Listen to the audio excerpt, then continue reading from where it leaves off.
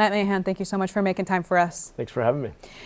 This is a hard time and a really hard job. Why do you want to be governor now?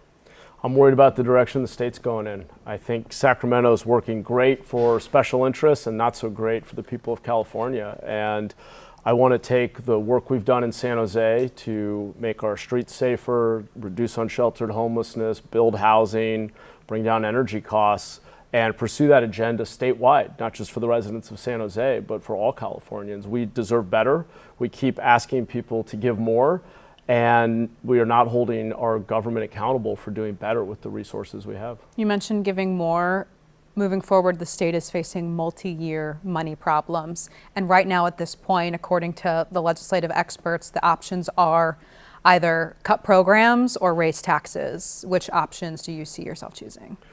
Well, actually, to some extent, I think it's a false choice when the state has managed to increase spending by 75% in the last 6 years and nothing's gotten better. We still have the highest housing costs, second highest energy costs, highest unemployment rate, over 40% of the country's unsheltered homelessness rate, public schools that are not doing as good of a job of educating low-income students as Mississippi and Louisiana. At some point, we have to demand that Sacramento do better before we ask people to give more. We know that there is a lot of waste. There's even outright fraud. Your own reporting has showed tens of billions of dollars of fraud. Now we've got an emerging story around fraudulent hospice claims. And look, at the end of the day, I just think the people of California are not getting the value they deserve in terms of the basics. Safe neighborhoods, affordable housing, affordable energy, good public schools. We're paying an awful lot. And at some point, we've got to put our foot down and demand that Sacramento focus on delivering for the people of California, because it's doing a really good job right now of listening to the highly organized interests here. But we're not building condos because the trial lawyers would rather have regulations that allow you to sue 10 years after the condo is built because the paint has faded. We've had a fight over whether or not we should teach phonics in our schools because the teachers union doesn't want any interference in the classroom. This is not how to run a state. It's not how to deliver for people. And that's why I'm running, to take on the special interest cartel in Sacramento and deliver for the people of California. So I'm getting, you won't raise taxes, but would you cut programs, cut some of that spending that you're referring to right now? I think we need to take the resources we have and use them better. What I've done as mayor of San Jose is set goals, post them publicly so we can be held accountable by the residents we serve, not by the highly organized interests that fund campaigns and sit in places like Sacramento ghostwriting legislation. I've set public-facing goals and said we're going to take the dollars we have as a given, as a constraint. We're not going to ask people for more. We have X amount of money to address homelessness. We're going to now examine how we spend every single dollar, every program, every hour of staff time. Is it actually helping us make progress toward the goal? On homelessness, the truth is what we were doing wasn't working. We were spending upwards of $100 million a year on the slowest, most expensive solution while leaving thousands of people to live and die on our streets. I came into office and said, we're going to change how we spend this money. And the money didn't go up. We didn't suddenly have more revenue. In fact, we had a little bit less because this particular revenue source actually declined a bit. But we got dramatically different outcomes because we started buying prefabricated modular units and putting them out on publicly owned land faster and cheaper than ever before. We bought old motels and converted them. We set up safe parking and safe sleeping sites. We used common sense to create safe, dignified alternatives to the streets quickly and cost effectively. And when they're available, we require people to use them. We've reduced unsheltered homelessness in San Jose by nearly 1/3 in the last 4 years, faster than any other city in the state without raising taxes. Speaking of program effectiveness, one expensive program, at least that we know of in the healthcare space here in California, is providing Medi-Cal to undocumented people. What would you do about that program? Would you keep it in place? Would you expand it? Would you cut it? Well, look, I think stripping people of basic health care is cruel and ineffective. So I would absolutely support continuing to provide health care to everyone who's in California. I think it's not only a basic need, but If we do it right, it saves us money in the long run because it means fewer people showing up to our emergency rooms, less chronic illness. But I'm not convinced we're spending the money as effectively as we could be today. We tend to treat symptoms in our healthcare system, not get upstream of the causes of illness. And this is a major failing of American healthcare in general. We need to be incentivizing care providers to stick with that person over the course of their life and be rewarded for making them healthier, not just how many fees they can generate on the back end once the person's chronically ill, prescribing more drugs, more tests, more studies, more. I mean, we've got it backwards. And California has the purchasing power, the clout, the innovation to really do a better job of this. More clinics, fewer emergency room visits, expanded role for nurse practitioners who are much less expensive than highly trained specialized doctors.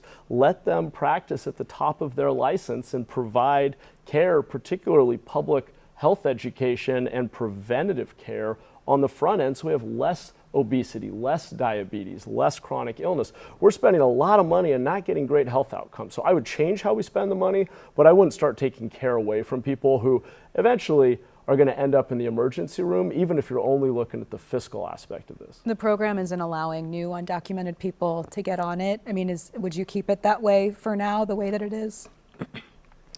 Look, as you get into issues of immigration and our undocumented residents, I think that on the one hand, we should have a secure border and not create incentives for people to come to the country illegally.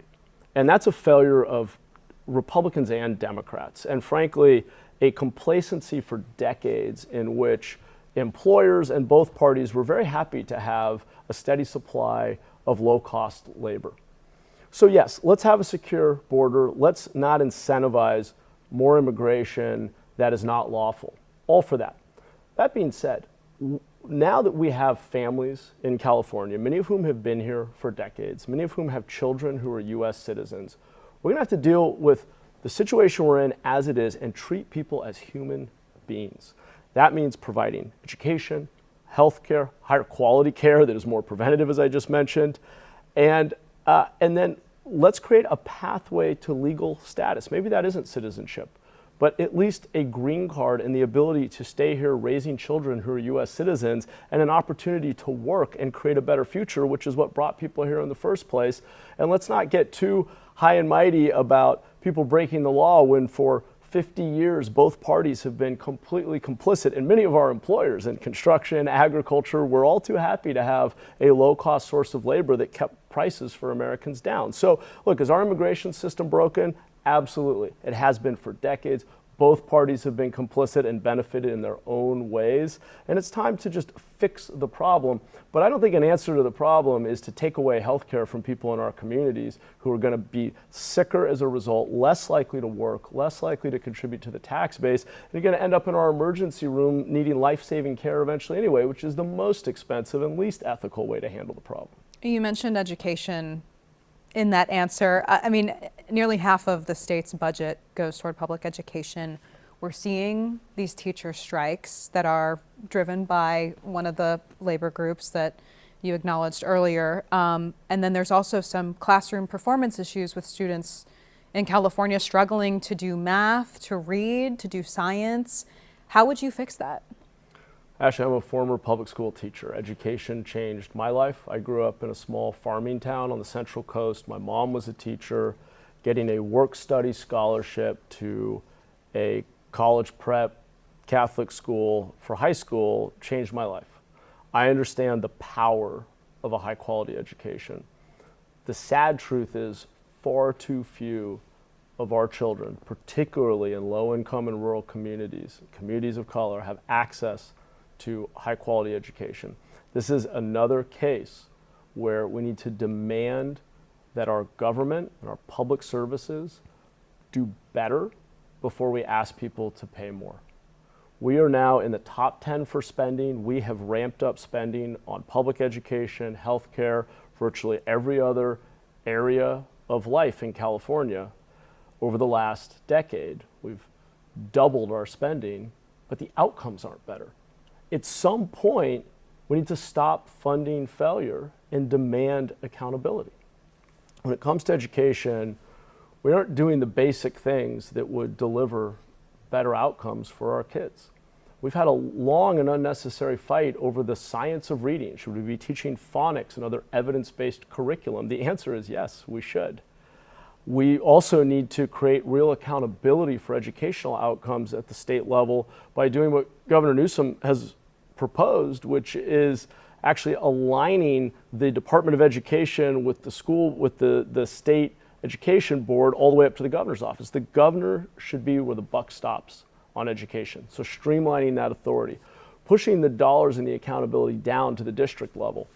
I also have a real problem with this last in, first out mindset that we have in education, where you can be the best teacher in the world, but if the budget is tight, if you were the most recent person hired, you're the first one fired. We need to be able to reward merit. The teachers whose students show the most learning growth as compared to other students of a similar cohort in terms of language acquisition and income, say other students in the district, ought to be rewarded as master teachers. They ought to have a faster career ladder. They ought to be turned into our expert coaches for teachers who need more training. But are some of these teachers priced out? I mean, sometimes these teachers have to leave their districts because they can't afford to live there. We should be paying younger teachers. We should be paying them more, frankly. We have an incredible amount of overhead cost and inefficiency. We have 1,000 school districts. We have a massive state bureaucracy that's not creating outcomes. And I think the pay also needs to be more merit-based. We need to acknowledge when teachers come in and are stellar teachers and their kids learn faster, they should be rewarded for that. One other idea I'll give you that would not be that expensive, we're actually doing this in San Jose and we're getting great results, is paying local college students to become reading tutors to younger students who are falling behind. We spend a lot of money later on counseling and mental health issues, you talked about behavioral issues, lack of attendance. We have a whole dysfunction in the system that I can tell you as a former public school teacher largely comes about when kids are made to feel like they can't succeed in public education. When they start feeling like failures in the classroom is when they're most likely to act out or not show up. And in San Jose, we are funding college students to come in and do one-on-one tutoring, but the magic of it isn't just the instruction. It improves attendance because younger students now have a mentor, someone they look up to who isn't too old, who's a little bit older than them, and they show up. Attendance rates go up, learning increases, they start closing those learning gaps, they start to feel loved and appreciated and successful, and then they want to be there, and they're more engaged. And by the way, we've then set up a pipeline of future teachers from those college students who just got an experience of transforming a kid's life in the classroom. So these are better, smarter ways to spend our limited dollars to address our education issues. Speaking of limited dollars, just folks in California are feeling strapped for cash themselves. How would you make life in this state more affordable? I've proposed that right now there's something very concrete we can do to provide people with immediate relief, which is to temporarily suspend our gas tax. We have the highest gas prices in the country, higher than Hawaii, which is in a series of islands in the middle of the Pacific Ocean that has to import in all of its gas. We have the highest energy costs because we have the highest gas taxes. So let's give people relief at the pump, put some money back in their pockets so they're not making an impossible decision between rent, food, and gas in the car. Let's also, while we're at it, bring back the high-paying jobs around refineries that were the cleanest in the country. We are now spending more importing dirtier gas from farther away, and we lost all the high-paying jobs and tax base that came along with those refineries. So if we really want to help working people, and I am a proud member of the Democratic Party. I grew up in a working class community, union household. I'm a member of the party because at our best, we look out for the little guy. We look out for working people.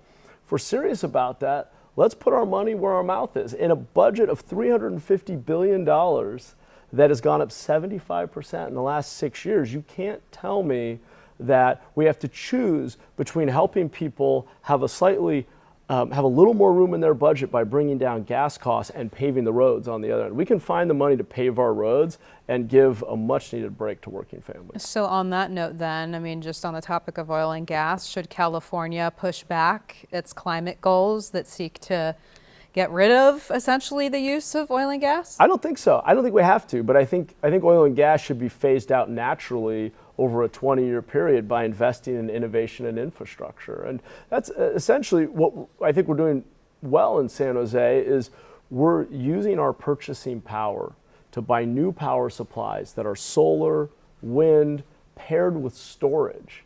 And there's a lot more the state can be doing to invest in innovation. We should have and still can do more to incentivize vehicle to grid charging. We should be paying EV owners. We have the largest fleet of electric vehicles in the country. We should be paying EV owners to charge in the middle of the day when we have such abundant solar on most days that the price of power drops almost to zero. Sometimes we're paying Arizona to take our excess power. We should be charging our EVs in the middle of the day, plugging them in at night to power the grid, and people should be getting paid for that. And we should have been incentivizing that and partnering with industry to set that up years ago. This technology has existed for quite a few years now. So the way to not have to make an impossible choice between affordable energy for working families and a cleaner environment is to invest in innovation, infrastructure, a smarter grid, but do it in a way that doesn't punish working families, because right now we're losing people, we're losing families with kids. Our schools have declining enrollment because families are leaving. If not for the Central Valley, they're going to Texas, Arizona, Colorado because they can't afford housing and energy. Right. I mean, most people can't afford an EV right now. I mean, the overwhelming majority of cars registered in this state are gas powered. That's right. I want to ask you though, I mean, just based on who's funding your campaign, you live in San Jose, which is a more affluent part of the state. I mean, how would you respond to working class Californians who might worry that you might not totally see them, that you might not have their backs? Listen, I grew up in the very communities you're talking about. I grew up in Watsonville, which is a very working class community. My neighbors were people who plowed fields, worked on construction crews, paved roads, did manual labor. My dad was a letter carrier who got up early every morning, 6 days a week until he was 73 years old to make sure we could make ends meet. My mom was a teacher. I remember when their voices would get quiet at the dinner table when they'd talk about how to pay the mortgage. I mean, the topic of how to literally balance our household budget every month was, I remember it all the time. We had old cars that constantly broke down. It's what drives me, and the reason I jumped in this race is I'm worried that our political culture in California has become one of thinking that the answer to every problem is another tax, another bond. We just have a little more money, we'll solve it. And I just don't buy that. We have to demand that our government do better before we ask people to give more. It starts with accountability. I've led as mayor of San Jose in a very different way from many of the members of my party. We have not asked people to pay more. We have set goals. We've created dashboards. I know it's a little nerdy. That's the Silicon Valley side of this, I guess. But we've publicly said, here's what you can hold us accountable for. We're going to reduce crime. We're going to reduce homelessness. We'll clean up your neighborhoods. We'll speed up permitting and make it easier to build housing, and we'll reduce our fees. We make everything we're doing explicit. We show people where every dollar's going, our programs, our policies, and every 90 days we reflect on our actual measurable performance, because I want to be accountable to the people I serve, not to the highly organized interests that walk the halls of whether it's City Hall, at any city in the state, or it's the Capitol building, who have an army of consultants and lobbyists doing their bidding. And the incentives are all wrong in California. Well, who's doing the checking though? You're saying every 90 days as governor, you would get a check on these programs. Who would be doing that for you? I think we should be using an independent auditor / inspector general like function to do that. In San Jose, we have a very active auditor. We do external surveying of the public. We hire an outside firm to go survey the community on how clean is your neighborhood, how responsive are city services. We also have measures that are very objective. Our crime stats, where crime in San Jose is down over 20%. We've become the safest big city in the country. We're the only big city in the country that has solved 100% of homicides for nearly 4 years running. And those are objective measures. We need to be setting goals that are objectively measurable and then holding ourselves accountable to using the dollars we have to deliver those outcomes. You just mentioned crime, one measurable thing in San Jose. There's a tug of war right now in California between this court order that the state is under to stabilize its prison population following overcrowding in the early 2000s, but also calls from people in the state to ensure that criminals are being held accountable. How will you balance that? Look, I don't think the right way to manage public safety is to set an arbitrary target on how many people should or shouldn't be in jail. We need to respond to crime, and we need to do it in the most effective way. And the goal should be, as much as possible, to intervene and get people the help they need to rehabilitate and choose a different path. But we also should not subject our communities to repeat criminal behavior without real intervention and real consequences. So there's a very small number of folks who need to be incarcerated, in some cases with really violent repeat offenders for a very long time, potentially for the rest of their lives. But that is the smallest number of people. For the vast majority of people who are committing crime, even that is not a huge number of people, but we see a lot of repeat criminal behavior.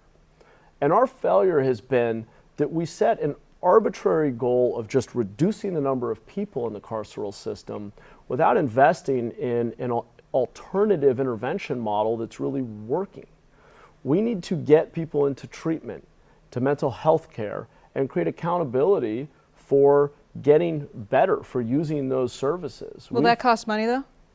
It does, but it's actually, in the long run, I think, cheaper than the carceral system. So keep in mind, keeping one person in the state prison system for 1 year costs over $130,000. It is the most expensive solution, if you want to call it that. And in most cases, frankly, we're not rehabilitating people and setting them up for success. Now, again, if you're someone who's been a violent offender, that may be the appropriate placement for you. I'm not arguing that. But what concerns me is the endless cycling of people that we see in so many of our cities between the streets, the emergency room, the county jail, someone being arrested 10, 15, 20 times. Talk about cost.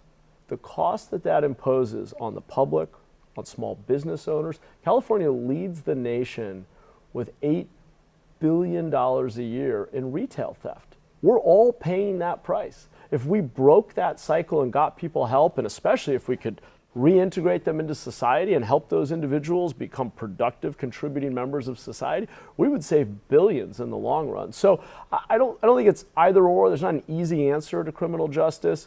I don't think that our jails should be our de facto mental health hospitals, but I also don't think our streets should be. I think we need to get people into treatment, job training, and create accountability for using services to turn your life around.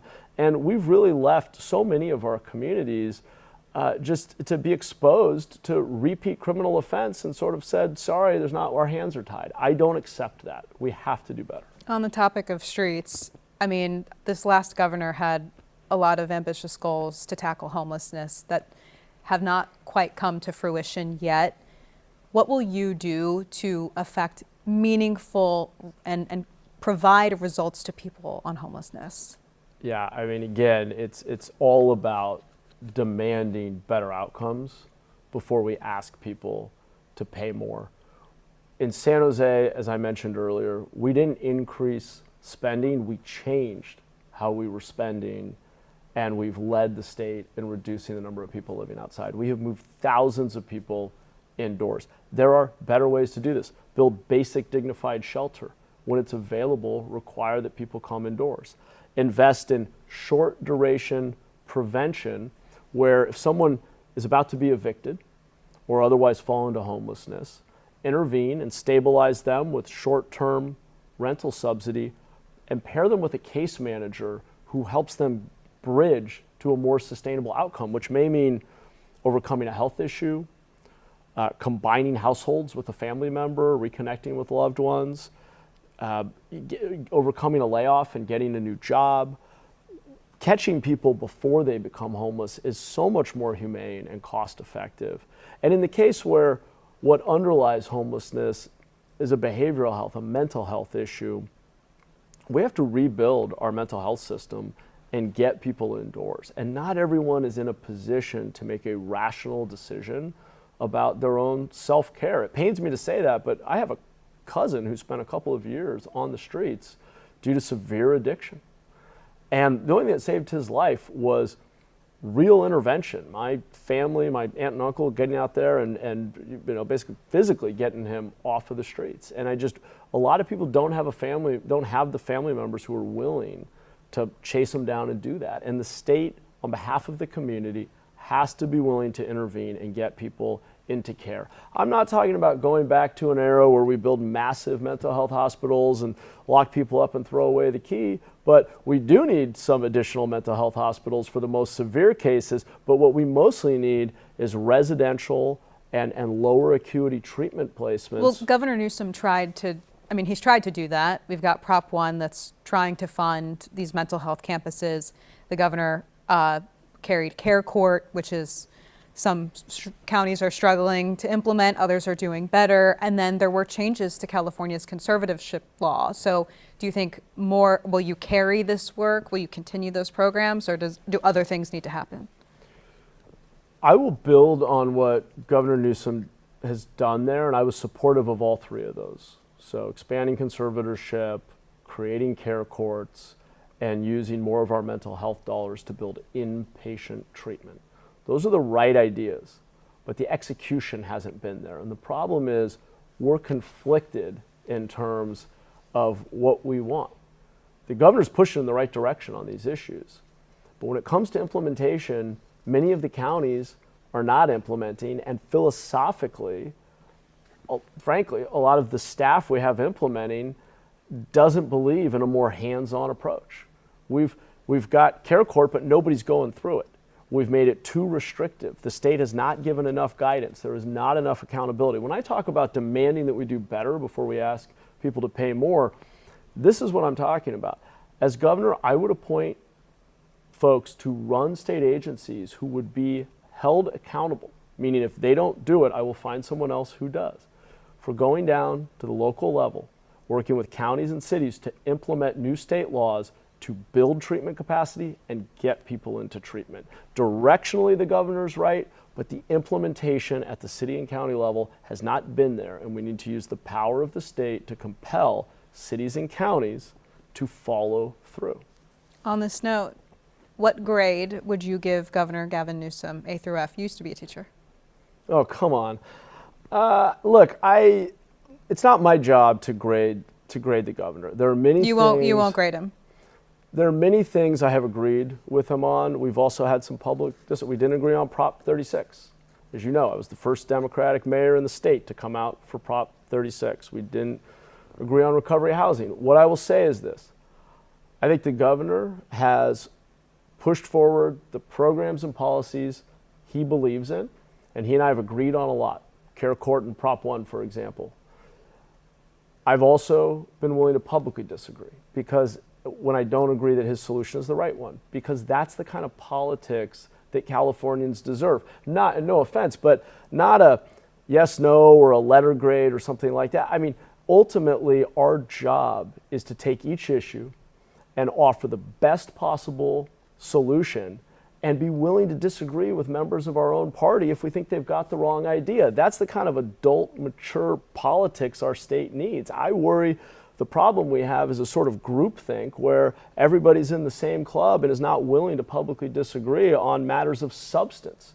So I don't know. On some issues, I'd give them an A. On others, we very much disagreed, and I'd give them a D. I don't know. I mean, it just depends on the issue, frankly. I don't know what the composite grade is. I'll leave that to you. But I'm just going to keep calling it like I see it.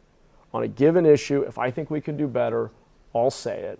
And I think the people of California need someone who's going to fight for our values nationally against a administration in Washington that is violating people's civil liberties, does not really understand what makes America great, is dividing people and scaring a lot of people, but will also fight to fix our problems. And it's our failure in California to follow through and fix our biggest problems that is giving ammunition to this MAGA movement. And if we want to fight for our values, we've got to show that they work in practice here in California, where Democrats can't blame anybody else. We have a supermajority. We control every statewide office and have for 15 years.